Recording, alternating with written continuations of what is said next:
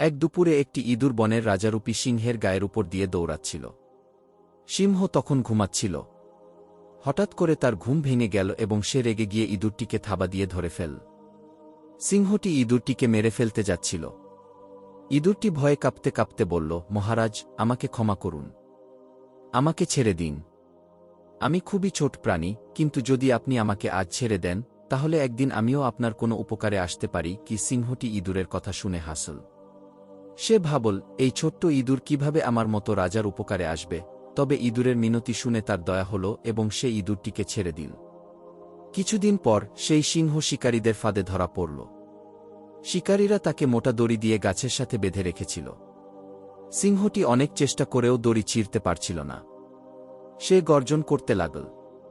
ইঁদুরটি সিংহের গর্জন শুনে এগিয়ে এল। সে দেখল সিংহ বিপদে পড়েছে। ইঁদুরটি তখন তার ধারালো দাঁত দিয়ে ধীরে ধীরে সিংহের দড়ির বাঁধন কেটে দিল। সিংহ ফাঁদ থেকে মুক্ত হল। ইঁদুরটি তার কথা রেখেছিল। সেদিন থেকে সিংহ ও ইঁদুর ভালো বন্ধু হয়ে গেল।